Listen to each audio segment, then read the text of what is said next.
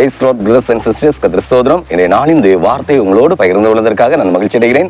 இதன் மூலம் தேவநாமம் மகிமைப்படுவதாக. தேவன் நமக்கு தந்திருக்கும் இன்றைய நாளின் தேவ வார்த்தை எரேமியா புஸ்தகம் 1வது அதிகாரம் 8வது வசனம். நீ அவர்களுக்கு பயப்பட வேண்டாம், உன்னை காக்கும்படிக்கு நான் உன்னுடனே இருக்கிறேன் என்று கர்த்தர் சொல்லுகிறார். ஹல்லேலூயா. அன்பு தேவ பிள்ளைகளே, இந்த நாளில் நீங்கள் எதுக்கெல்லாம் கவலைப்பட்டு கொண்டிருக்கலாம், பயந்து கொண்டு இருக்கலாம், அப்படிதானே?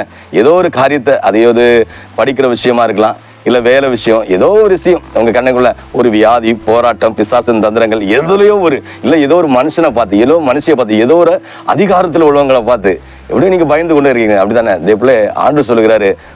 திருப்பி அந்த வசனத்தை வாசிப்போம். நீ அவர்களுக்கு பயப்பட வேண்டாம், உன்னை காக்கும்படிக்கு நான் உன்னுடனே இருக்கிறேன். அல்லேலூயா. தேவ இந்த உலகத்துல ஆண்டவரால தான் பாதுகாக்கவே முடியும்.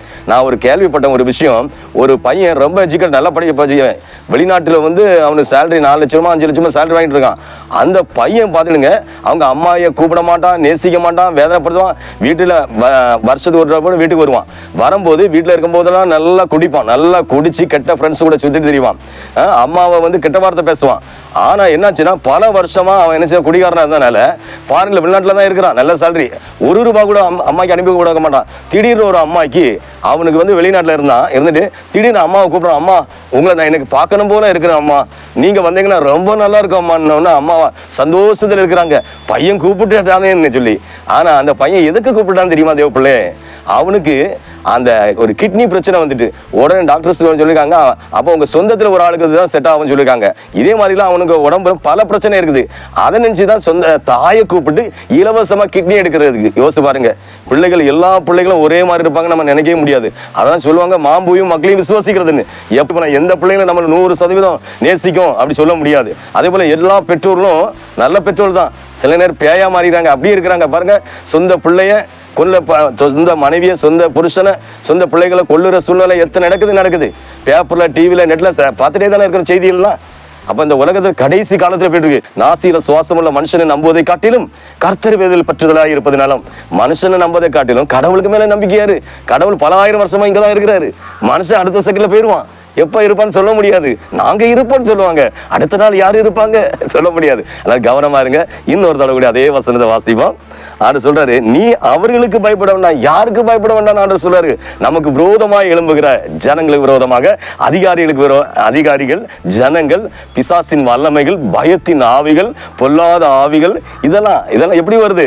யாரும் சொல்லுவாங்க, உங்களை நாளைக்கு நீ இந்த உலகத்துல இருக்க முடியாது, நீ காலையில் விடிஞ்சா நீ போயிருவாங்க. இல்ல சிலவங்க சாபம் போடுவாங்க, நீ அப்படி போயிருவா, இப்படி போயிருவா, அப்படி எல்லாம் சொல்லுவாங்க. இதெல்லாம் நடக்குமா? இல்ல. பைபிள் சொல்லுது, காரணம் இல்லாத சாபம் பலிக்காது. காரணம் என்னன்னா, நம்ம ஒரு பொய்யே சொல்லல, தப்பே பண்ணல, ஆனா நீ தப்பு பண்ண சொல்லிட்டு சாபம் போட்டா அது பலிக்குமா? இல்ல. நம்ம ஒருவேளை யாருக்கு விரோதமா தப்பு பண்ணினோம், ஏதோ தப்பு பண்ணிட்டோம்னா அவங்க அது நிமித்தம் ஒரு சாபம் போட்டா கண்டிப்பா அது 90% 100% பலிக்க வாய்ப்பு உண்டு. அதனால கவனமா இருங்க. ஹல்லேலூயா. தேவப்பிள்ளை, அதெல்லாம் ஏசப்பா ஒண்ணு சொல்றது, பயப்பட வேண்டாம். வியாதியை கண்டு பயப்படாதீங்க, பிசாசின் வல்லமை கண்டு பயப்படாதீங்க. எப்படியும் மூக்கு இருக்கிற வரை சளி இருக்கும். அவங்க கர்ப்பிணியா இருந்தாலும் சரி, குழந்தைகளா இருந்தாலும், பெரியவங்களா இருந்தாலும், அந்த உலகத்துல எப்படி ஜலதோஷம் வராமலா இருக்குது? நான் 100% நான் கடவுளா இருக்கிறேன், அதனால எனக்கு இந்த வியாதியை வராதுன்னு கடவுளுக்கு தான் சொல்ல முடியும். அவர் படைத்தவர். நம்ம படைப்புகள்ல வாழ்ந்துட்டு இருக்கிறோம். அதனால இந்த உலகத்துல உள்ளதை நம்பதை விட்டுட்டு படைத்த ஆண்டவர் நம்புவோம். நம்ம அதையோ அங்க ஏதாச்சும் நன்மை கிடைக்கும், இங்க நல்லது நடக்க சொல்லி ஓடவே செய்யாதுங்க.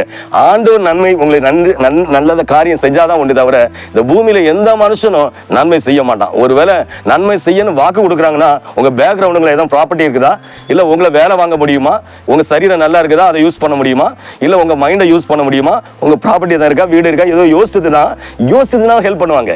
யாருமே ஃப்ரீ மைண்டட் ஆண்டவர் பிள்ளை ஏசப்பா பிள்ளைங்க மட்டும் தான் என்ன சொல்றாங்கல்ல, வலது கை கொடுத்தா இடது கை தெரியக்கூடாதுன்னு ஏசப்பா சொல்றாரு. அவங்க தான் ஏசப்பா பிள்ளைங்க. அப்படி எத்தனை பேர் இருக்கிறாங்க? வாயில சொல்லுவாங்க, செயல்ல செய்வாங்களா? கடவுள் பிள்ளைகள்லாம் அன்பானவர்கள். அவங்க பேச்சில், நடத்தைகள்ல, செயல்பாடுகள்ல அன்பு இல்லாதவன் தேவனை அறியான். இந்த உலகத்தை அன்பு விலை கொடுத்து வாங்க முடியாது, இலவசமா கிடைக்குது. ஆனா அதை அனுபவிக்க மனிதர்களுக்கு தெரியவே செய்ய மாட்டேன். மனுஷங்களுக்கு நிறைய தெரியல. எத்தனையோ காரியங்கள் சொல்லலாம். ஆனா ஆண்டவர் என்ன சொல்றாரு? நீ அவர்களுக்கு பயப்பட வேண்டாம், உன்னை காக்கும்படிக்கு நான் உன்னுடனே இருக்கிறேன். யாருக்கும் நீங்க பயப்படாதீங்க. கடவுளை தவிர இந்த பூமியில யாருக்கும் தலை வணங்கக்கூடிய அவசியம் இல்லை. ஆனா ஒருவேளை நீங்க என்னன்னா, நீங்க இருக்கிற டிபார்ட்மெண்ட்ல ஒருவேளை மேல் அதிகாரிகள் வரும்போது எல்லாரும் சல்யூட் அடிக்கும்போது நீங்க மட்டும் இல்ல, நான் கடவுளுக்கு மட்டும் தான் அப்படி செய்ய முடியாது. ஏன்னா அவங்க உங்களோட கூடுதல் படிச்சிருக்கிறாங்க, நீங்க அது பண்ணதான் செய்யணும். ஆனா தலைவனுங்கிறது கடவுளுக்கு.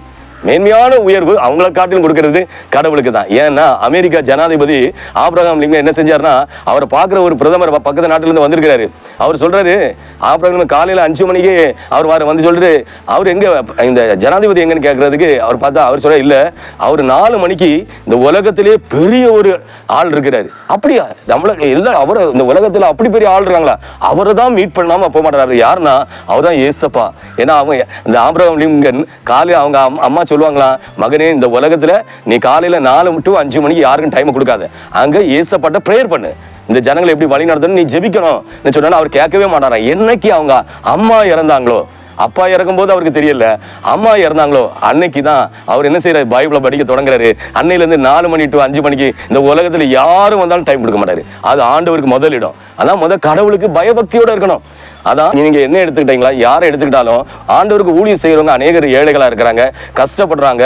ஒருவேளை நீங்க இப்போ கார்ல போனா ஒருவேளை நான் நடந்து போகலாம், ஒருவேளை சில நேரத்துல என்கிட்ட ஒரு சின்ன வாகனம் இருக்கும், நான் அதுல போயிட்டு இருப்பேன். ஆனா மக்கள் என்ன நினைக்கிறதுன்னா, ஜனங்கள் அவங்க எல்லாம் இப்படி செய்யறாங்களே, இவங்க ஏன் ஏழைகளா இருக்கிறாங்க, காசு பணம் இப்படி பார்க்கலாமே சொல்லிது. ஏன்னா நமக்கு இருக்கிறது போதுங்கிற ஒரு நிறைவு வரும்போது நமக்கு உள்ளது நம்முடைய காரியங்கள் போதும். அனுதினம் உண்ண உணவு, உடுக்க உடை, இருக்க இருப்பினும் நம்மளை படைத்த தந்த ஆண்டவர் தாராரு.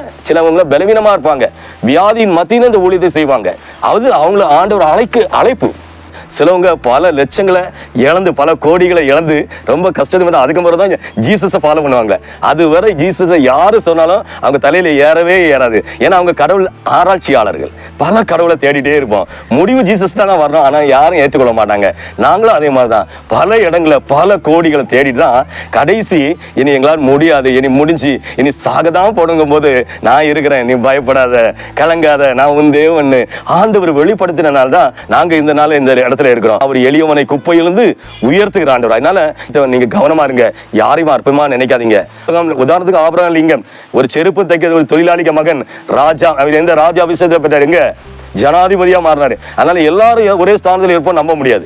அதனால நான் எப்பவுமே இதே இடத்துல தான் இருப்பேன்னு நீங்க நினைக்கவும் கூடாது. கடவுளுக்கு பயந்து வாழுங்க. நம்ம இருக்கிறது போதும். நம்ம சிலவங்களும் ஒரு நாளுக்கு 50 ரூபா இருந்தாலும் 3 வேளை சாப்பிட்டுட்டு போயிடுவாங்க.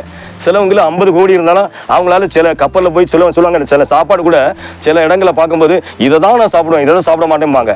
அப்படி சில பிள்ளைகளையே வளர்த்து வச்சிருக்கிறாங்க. நம்ம அப்படி வளர்க்கவே கூடாது.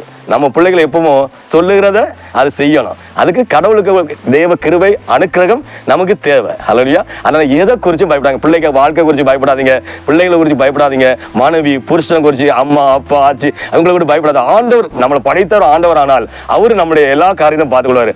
அதுக்குன்னு நான் படிக்காமலே பாஸ் ஆகணும்னு பிள்ளைங்க நினைக்க கூடாது. அவங்களுக்கு மெமரி பவருக்காக பெற்றோர்கள் ஜெபிக்கணும். என் பிள்ளை படிக்கல, அப்ப அது நல்ல மெமரி பவர் வேணும். அதுக்குன்னு நீங்க எந்த வேலைக்கு தகுதி இல்லாம இருந்துட்டு நீங்க வேலையை எதிர்பார்க்கவும் முடியாது. இப்ப இவ்வளவு வேலை வாய்ப்பு இல்லாம நல்லா படிச்ச நிலைமையில வேலை கிடைக்காம எத்தனையோ இருக்காங்க. ஆனால் அவங்களுக்கும் ஆண்டவர் ஏற்ற வேலையை கொடுக்கிறாரு, வாழ்க்கை துணையை கொடுக்கிறாரு. அப்படித்தானே? அதனால எதை குறிச்சும் பயப்படாதீங்க. வியாதியை குறிச்சு, போராட்டத்தை குறிச்சு, பிசாசை குறிச்சு, மனுஷரை குறிச்சு, மனுஷங்களை குறிச்சு, அதிகாரிகளை குறிச்சு பயப்படாதீங்க. ஏன்னா ஆண்டவர் உங்களை பார்த்துக்கிட்டே இருக்கிறாரு. உங்க நல்ல விடுதலை கொடுக்கிற ஆண்டவர். அவரே சொல்லிட்டாரு, நீ அவர்களுக்கு பயப்பட வேண்டாம், உன்னை காக்கும்படிக்கு நான் உன்னோட இருக்கேன். அவரு நம்மளை காக்க வல்லவரா இருக்கிறாரு. இனி அவர் சமூகத்தில் ஜெபிப்போமா? ஜெபம். எங்கள் பரிசுத்த தகப்பனே, இந்த அருமையான வேளையில் நீ அவர்களுக்கு பயப்பட வேண்டாம், உன்னை காக்கும்படிக்கு நான் உன்னுடனே இருக்கிறேன் என்று சொன்ன தகப்பனே, இந்த நாட்கள் இந்த செய்தியை பார்த்து கேட்டுக்கொண்டு ஒவ்வொரு தெய்வ பிள்ளைகளுக்கும் அவங்க வாழ்க்கையில என்னென்ன பயங்கள், எதை குறிச்சு பயம் இருந்தாலும் அந்த பயத்தின் ஆவி இயேசுவின் நாமத்தில் அப்புறப்படுத்தி போடுகிற தகப்பனே.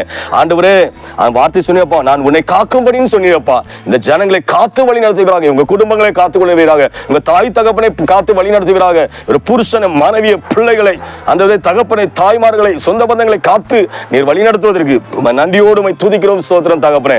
எந்த நிலையிலிருந்து ஆண்டவரே என் வாழ்க்கை முடிந்து போய்விட்டது என்ற சூழ்நிலையில் இந்த செய்தியை பார்த்து கேட்டு கொண்டிருந்தாலும் அந்த பிள்ளைகளுக்கு இரக்கம் செய்வீராக என்று மீட்பர் இயேசுவின் நாமத்தில் ஜெபிக்கிறேன், ஜீவனுள்ள பிதாவே. ஆமேன், ஆமேன், ஆமேன். ஹல்லேலூயா, ஹல்லேலூயா.